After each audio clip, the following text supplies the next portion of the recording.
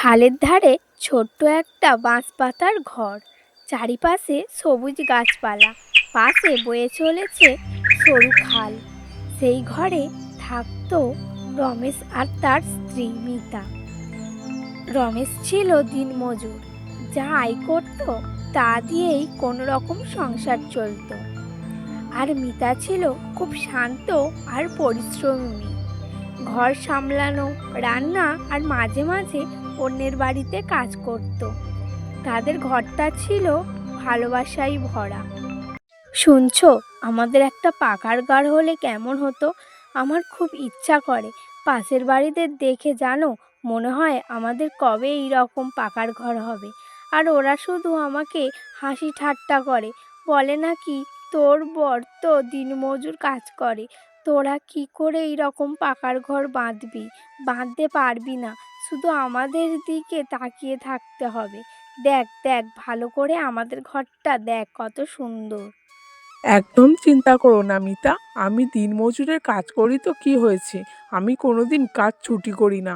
আমি সবসময় চেষ্টা করি যে কিভাবে কাজ করব, আর মালিক যাতে সবসময় আমাকে কাজ দেয় আমি সেই চেষ্টাই করি। তুমি একদম চিন্তা করো না, একদিন ঠিক হবে। আমার ওপরে ভরসা রাখো মিতা। ঠিক আছে, আমি তোমার অপেক্ষায় থাকবো। কবে আমাদের পরিশ্রম করে ঘর বাঁধবো, ভালো জামা কাপড় পরবো, আর আমাকে আর কেউ রহস্য করে বলতে পারবে না যে তোদের ঘর নেই। দিনের পর দিন ঝড় আসলে তোরা তোদের ঘরে থাকতে পারবি না, এই সব কথা আর শুনতে হবে না। তারা দুজনেই জানতো চেষ্টাটা বড়, কিন্তু চেষ্টা করলে একদিন পূরণ হবে।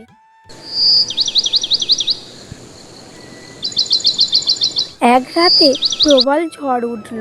বাতাসে বাঁশ পাতায় ঘরটা কাঁপতে লাগলো। মিতা ভয় পেয়ে গেল আর বলে উঠল, ওগো, আমাদের এই বাঁশ পাতার ঘরটা ভেঙে যাবে না তো? এই ছোট্ট ঘরে আমাদের অনেক স্মৃতি আছে, আমাদের কেউ আশ্রয় দিতে চায়নি। অবশেষে এই বাঁশ পাতার ঘরে আমাদের আশ্রয় নিতে হয়েছে। আমাদের অনেক সুখ দুঃখের সাথী এই ঘরটা।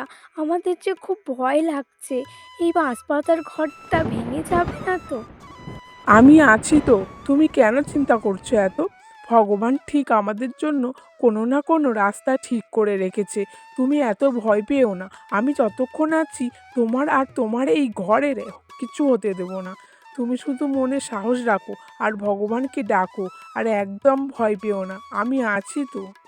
তাদের ঘরে বৃষ্টি ঢুকে গেল, একদম ঘরটা ভেজা লাগছে। পরের দিন সকালে ঘর প্রায় অবস্থা খারাপ হয়ে গিয়েছে। আহারে, আমি আমাদের ঘরটা বাঁচাতে পারলাম না মিতা। আমরা অনেক চেষ্টা করলাম, চারিদিকে ঘরটা যেন ভিজা ভিজা লাগছে। ঘরটা ঝড়ে অদ্ভুত হয়ে গেছে মিতা। আমি যে আর ঘরের দিকে তাকাতে পারছি না। এবার আমরা কি করব? তুমি কিছু বলো মিতা। তুমি চিন্তা করো না গো, আমার কাছে যে তুমি আছো এটাই আমার সব, বুঝলে? ভগবান তো আমাদের কিছু ক্ষতি করতে পারেনি, শুধু ঘরটার একটু ক্ষতি হয়েছে। আমরা আবার পরিশ্রম করে ঘর ঠিক বানিয়ে নেব। চিন্তা করো না। তুমি এত ভেঙে পড়লে আমি কি করব বলো তো? তোমার দিকে তো আমি তাকাতে পারছি না। পর থেকে রমেশ জেদ ধরল, যে করেই হোক ঘরটা আবার নতুন করে পাকার ঘর করবে। মালিক, আমাকে বেশি করে কাজ দাও। এই গ্রামে যত কাজ আছে সব আমাকে দাও, আমি করব। আমার পরিস্থিতি খুব ভালো না মালিক, আমাকে একটু বেশি করে কাজ দাও। রমেশের কথা শুনে মালিক বুঝতে পারল রমেশের সমস্যা। সে রমেশকে বেশি বেশি কাজ দিতে আরম্ভ করলো।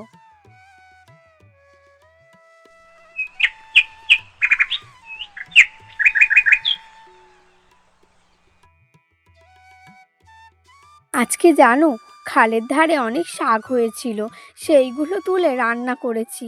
আর কতগুলো কচু পাতা তুলে এনে ভাতে দিয়েছি। আমাদের এই রকম করে চলতে হবে, তবেই আমরা ঘরে টাকা রেখে কিছু করতে পারবো। এই রকমভাবে তাদের ঘরে কোনো দিন শাক সেদ্ধ, কোনো দিন নুন ভাত খেয়েই তাদের দিন চলতো।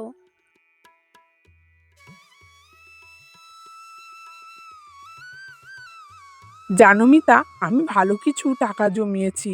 আমার মালিক আমাকে প্রতিদিন কাজ দেয়। আমি আবার বলেছি আমাকে যাতে বেশি বেশি করে কাজ দেয়। প্রায় ভালোই টাকা এই কদিনে হয়েছে। তবে আর কটা মাস এরমভাবে আমাকে কাজ করতে হবে।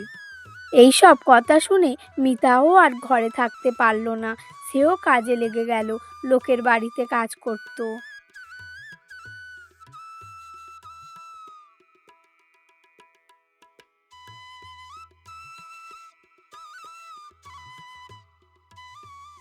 এ কি মিতা, তোদের নাকি ঝড়ে ঘর ভেঙে গেছে? সেদিন আমরা বলেছিলাম না ওই বাঁশের ঘর থাকে, তাই দেখলি কেমন ঝড়ে তোদের ঘরটা ভেঙে গেল। আর আমরা একদম ঠিক আছি। আবার নাকি শুনছি তুই আর তোর বর মিলে আমাদের মতো বড় পাকার ঘর করবি। পারবি না বুঝলি, করতে অনেক টাকা লাগে, সেটা তোদের কাছে নেই। বামুন হয়ে আবার চাঁদে হাত বাড়াস। দেখে নিবি আমরা যখন ঘর করব। আর শোন, শকুনের অভিশাপে গরু মরে না বুঝলি। তাই তোরা আমাকে যতই অভিশাপ দে, আমার গায়ে লাগবে না, কারণ শকুনের অভিশাপে গরু মরে না। কয়েক মাস পর।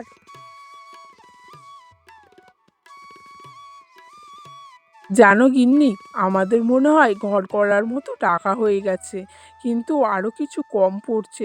তাই ঘরটা আর দুতলা করতে পারবো না। থাক, এটাই আমাদের কাছে এখন অনেক। এক সময় আমাদের কাছে একটাও টাকা ছিল না, ঘর করতে পারিনি। অনেক দুঃখের দিন গেছে। এখন এতটুকু নিয়েই শান্তিতে থাকি। না না, একদম না, করছি যখন ভালো করেই করব। এত পরিশ্রম তো সব এর জন্য। দরকার পড়লে আমার বাপের বাড়ি থেকে যা গয়না অবশিষ্ট ছিল সেগুলো বিক্রি করে দেব। তারপর মিতা রমেশকে সেই গয়নাগুলো এনে দেয়। মিতা, তোমার শেষ সম্বলটুকুও আমাকে দিয়ে দিলে। মিতা, সত্যি আজকে তুমি যদি না থাকতে হয়তো পেরেই উঠতাম না। আমরা পরিশ্রম করলে কি হবে, তোমাদের সাথে থাকা অবশ্যই দরকার। একটা মেয়ে ছাড়া কোনোদিনও কোনো পুরুষ এগোতে পারে না। এইসব কথা বলার পর সে ঘরের সমস্ত কাজ করতে শুরু করে দেয়। কয়েক মাস পর দেখা গেল খালের ধারে একটা বড় বাড়ি, পাকার বাড়ি দাঁড়িয়ে গেল। এটা কি আমাদের ঘর? আমাদের পরিশ্রম সফল হলো? বলো, এই ঘরের পেছনে আমরা অনেক কষ্ট করেছি। শোনো, আজকে আমরা তার ফল পেলাম। আমাদের আর লোকের মুখ থেকে কোনো কথা শুনতে হবে না। আজ আমি সত্যি খুব খুশি। কিন্তু আমাদের বাঁশের ঘরটার কথা এখনো মনে পড়ে, আর খুব কষ্ট হয়। হ্যাঁ মিতা, তুমি ঠিকই বলেছ। আজকের আমরা সেই বাঁশের ঘরটার কথা মনে পড়ছিল। ঠিক আছে, এখন বাদ দাও পুরনো কথা, এখন নতুন কথা নিয়ে ভাবো। কারণ আমরা এই ঘরের পেছনে অনেক কষ্ট করেছি। জানো, আমাদের ওই ছোট্ট বাঁশের ঘরটা না থাকলে আমরা কোনোদিন হয়তো বুঝতেই পারতাম না কষ্ট কী জিনিস। কষ্ট না থাকলে সুখের মূল্য কি বোঝা যায়?